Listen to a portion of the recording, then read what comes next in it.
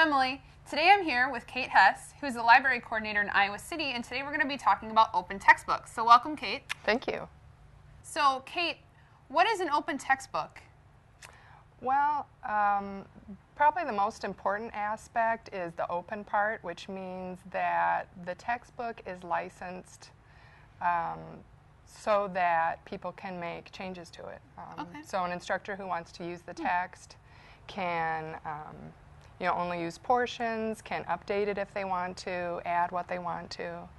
The other two aspects is that they are available online and are actually usually free or very low cost. Okay, so how is this different from an e-book or an e-text or other things we're seeing now? Well, it differs from the e-textbook in that, of course, the free aspect. Also, e-textbooks tend to be sort of locked down. You have to view them online. Usually don't have access to them after the semester. You pay for the access while you're using it, and that's it. Okay. Why would some faculty adopt an open textbook?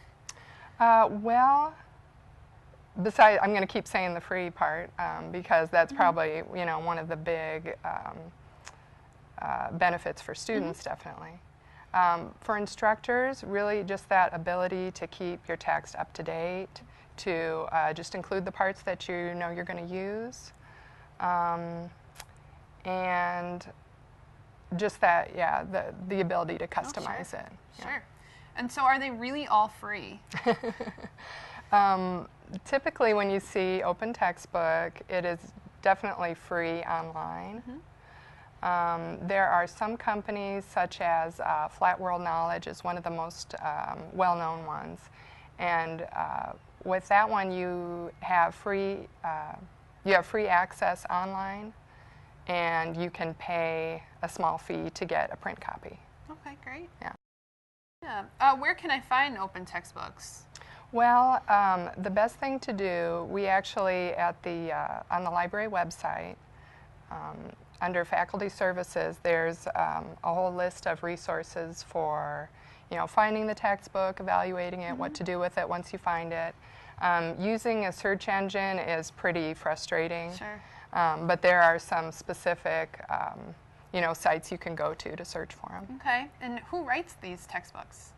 They are typically written by the same kinds of authors that would write any kind of print textbook. A lot of them are instructors who just out of frustration chose to write their own text and then just decided to make it available. Okay. Are they available in all disciplines? They are. There's certainly some that are heavier than others. Like sciences, there tend to be a lot. Business, actually, there's a lot of them. So it kind of varies, but you can definitely find them, yeah. Good. So you said students can print these. Is that an extra cost, or does that depend on the company? Yeah, it does depend. For a lot of them, it's just completely open, and the student, would just be whatever it costs to print, right? And then, some of them you can order a print copy, and so it's a little nicer. It's bound or spiral bound. So how would I adopt an open textbook? Well, it would mostly, it's just a process of finding the right one for you, checking that the copyright stuff to make sure it's licensed in a way. Most of them are licensed where you just need to attribute the original author, and then you can make whatever changes you want to. Some of the sites where you search for them have reviews on them, so that's helpful. And then, of course, just checking with your dean and making sure that you can choose your own textbook and that it's okay to do the open. Yeah. Will faculty still have access to ancillary materials like test banks and instructor manuals? In many cases, yes. And again, the nice thing about the open textbook is that if it doesn't have the kinds of extra materials you want, you can add them yourself. But a lot of them do come with the same kinds of things you would get in a textbook. Great. Are these open textbooks available for all sorts of different readers, like Kindle, iPad, etc.? That would be something as you're evaluating the open textbook to just check and just have your priorities. Do you want the students to be able to access it? Also, some of them are compatible with screen reading software and some are not. So just sort of another thing to consider as you're evaluating the open textbooks. Sure. How do students gain access to these? Typically, you would just give them a link, a URL to wherever the book is housed. Okay. Well, great. Do you have anything else you like to add? The biggest sort of hurdle to get over is just that it's a new thing.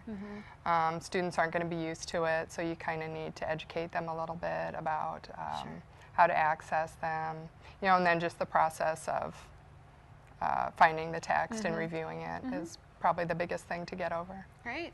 Well, thanks so much for joining us today. Thank you.